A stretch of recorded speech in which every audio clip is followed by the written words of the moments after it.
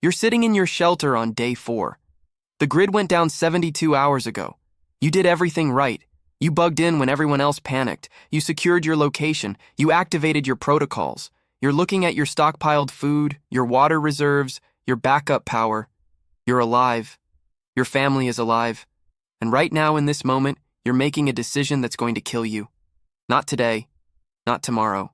But in week 2 or week 3, you're going to realize you destroyed months or years of preparation in the next 72 hours. Because here's what I know with absolute certainty. 99% of preppers who survive the first 3 days will be dead or destitute by day 30. Not because they didn't prepare, not because they didn't have the gear, but because they made one catastrophic error in week 1 that negated everything. Let me ask you something. What's more dangerous? The first 3 days when chaos is obvious, or days 4 through 10 when everyone thinks the worst is over? Pop quiz. You survived the initial event. What's your threat assessment for day 5 versus day 1? If you said day 1, you're already making the mistake. Today, I'm going to show you the specific error that destroys preparation in week 1, why intelligent people with months of supplies make this mistake, and the exact behavioral protocol that separates the 0.1% who actually survive long-term from everyone else who just postponed the inevitable. If you want to be part of that 0.1% who doesn't waste everything they built, hit subscribe. Drop a comment with your week 1 protocol. Let's get tactical. Forget every disaster movie you've ever seen. Forget The Walking Dead. Forget The Road. Hollywood teaches you that survival is about the first 72 hours. Get through the immediate chaos, find shelter, secure resources, then you're good. That's the narrative. That's the lie. Here's the reality that nobody talks about. The first 72 hours? That's the easy part.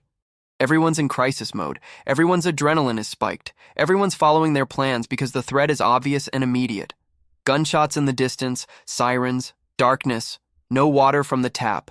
These are concrete, undeniable signals that things are wrong. But day 4, day 5, the shooting stopped. It's quiet.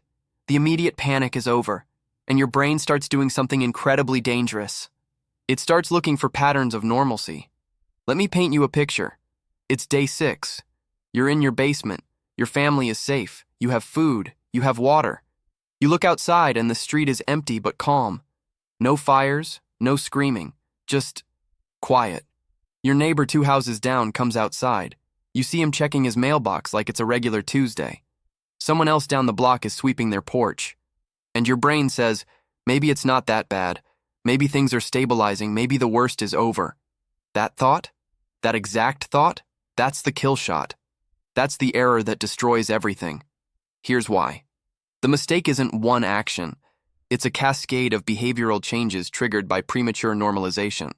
You survive the immediate crisis, your threat assessment drops, and suddenly you're making decisions like, it's the recovery phase when you're actually still in the collapse phase.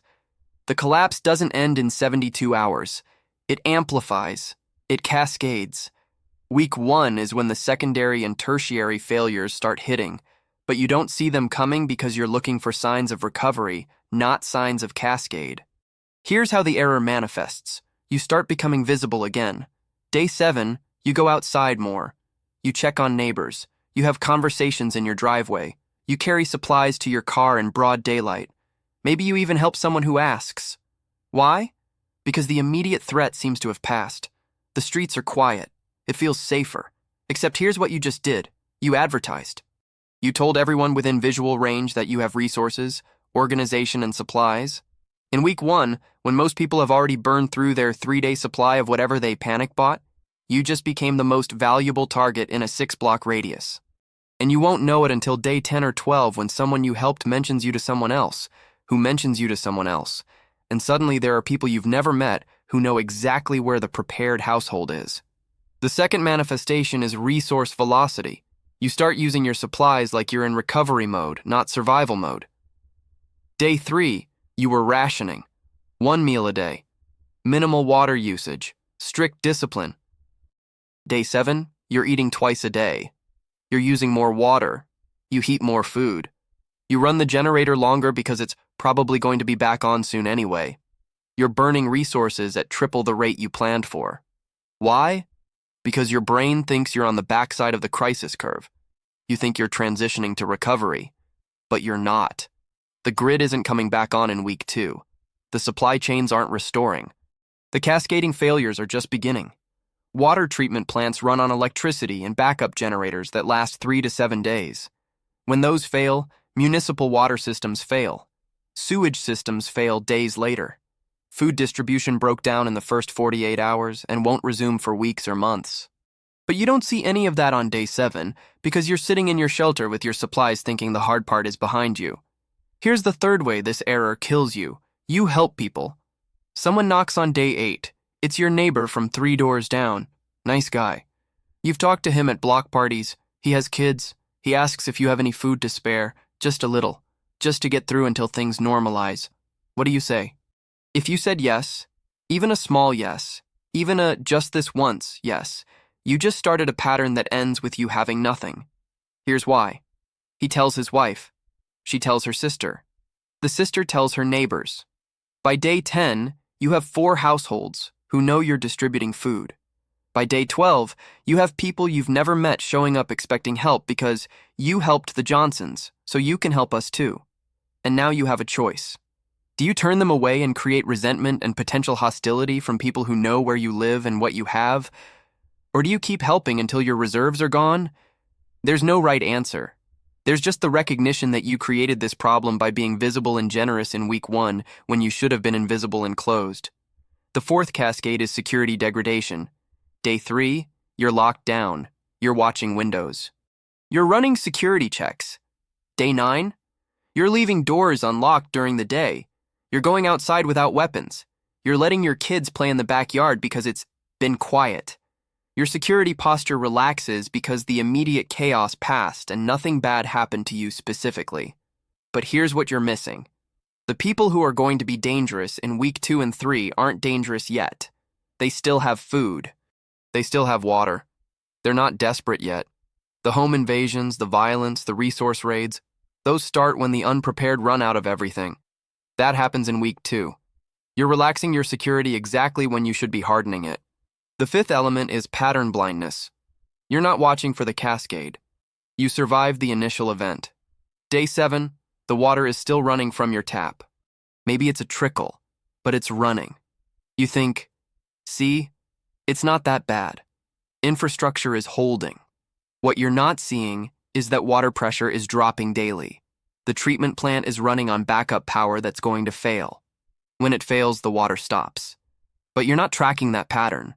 You're seeing water still works instead of water pressure is declining, which means system failure is imminent. Same with food supply. You see stores that are looted but not burned. You think, eventually they'll restock. You're not calculating that every truck that would restock those stores needs fuel, and the refineries need electricity, and the electrical grid needs parts and maintenance crews, and the logistics network that coordinates all of that has collapsed. The stores will never restock, but on day 7 you don't see that yet. You're still thinking in terms of temporary disruption, and because you think it's temporary, you're not adjusting your behavior for permanent. Let me teach you something they don't cover in prepping forums. The psychological term is normalcy bias. It's your brain's tendency to underestimate disaster severity and assume things will return to normal. Every human has this. It's a survival feature that prevents panic. But in week 1 of a real collapse, it becomes a survival liability. Here's how it works. Your brain is designed to recognize patterns and predict outcomes based on past experience. Every time you've experienced disruption in your life, power outages, storms, even minor emergencies, things eventually return to normal. Your brain uses those experiences to predict future outcomes. So when you hit day 6 and you're still alive, your brain says, see, just like every other time, we're on the recovery curve now. Except this time is different. This time the systems aren't recovering. But your pattern recognition software doesn't have a reference for permanent collapse because you've never experienced it.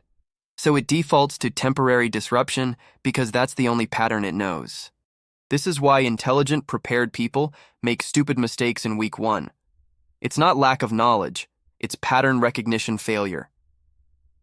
You're analyzing week 1 through the lens of every temporary emergency you've experienced, not recognizing you're in something fundamentally different. And here's the kicker that makes this lethal. The people who are going to be your biggest threat have the exact same normalcy bias. They think it's temporary too, so they're burning through whatever supplies they have because they believe resupply is coming. When day 12 hits and they realize nothing is coming, that's when they get desperate. That's when they start looking at who has resources. And if you were visible in week 1, if you helped people, if you carried supplies outside, if you ran your generator loudly, if you showed any sign of preparedness, you're the first house they're thinking about. Now let's talk about what week 1 should actually look like. Here's your behavioral protocol. Day 1 through day 10, you are invisible. That means no outdoor activity during daylight hours unless absolutely necessary. No conversations with neighbors, no helping anyone, no visible supply movement, no generator noise, no lights at night that can be seen from outside. Your house should look abandoned or occupied by people with nothing. If you have to go outside, you move like everyone else who's struggling. You look concerned. You look hungry. You don't carry anything that indicates resources. Inside, you're maintaining strict resource discipline. You calculate your supplies for 90 days minimum, ideally 6 months. You divide daily rations by half what you planned. Why? Because the cascade is going to last longer than you think. And when week 3 hits, and you realize how bad it actually is, you'll be grateful you saved that buffer. You run security checks every 3 hours minimum. You document patterns. Who's moving on your street, when they move, how many people. Are they organized or random? You're building a threat map. You're not waiting for someone to become a threat. You're identifying potential threats before they manifest. And here's the critical part. You make 0 decisions based on hope. Every decision is based on worst-case trajectory. The water is running today? Assume it stops tomorrow and plan accordingly. The store down the street still has some inventory? Assume it's gone tomorrow and you have no access. Your neighbor is friendly today? Assume they're desperate in 3 days and plan for what that means. This sounds like paranoia. It is paranoia. It's also survival. The people who make it to week 8 are the ones who planned for week 8 on day 1. The people who die or lose everything are the ones who planned for recovery that never came. Let me give you the numbers.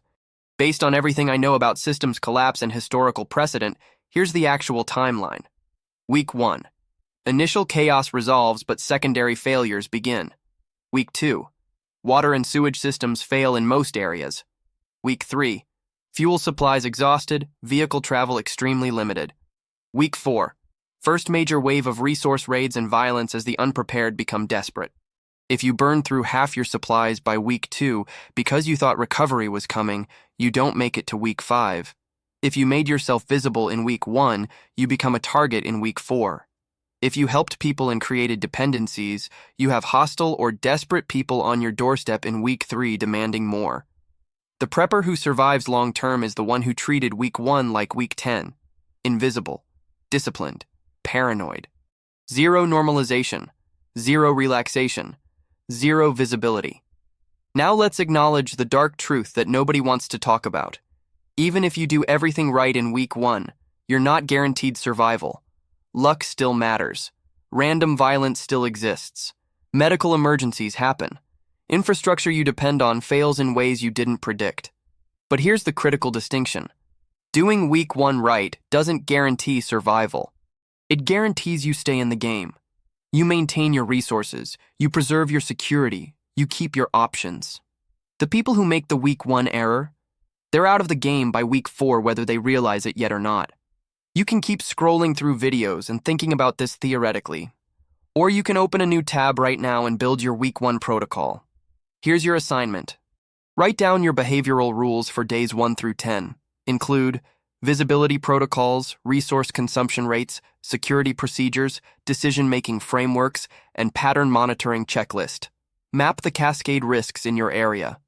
Water supply backup duration, fuel availability timeline, local population density and resource distribution. Where will desperation manifest first? Who in your area is prepared and who isn't? Not to target them, but to predict movement and behavior. Calculate your 90-day consumption rate right now. Not your best case rate, your actual current consumption. Then cut it in half. That's your week 1 ration. Live on it starting tomorrow. Not when disaster hits. Tomorrow. Because if you can't maintain discipline when there's no pressure, you won't maintain it when there is. Build your invisibility checklist. How do you black out your house at night? How do you move supplies without being seen? How do you communicate without drawing attention?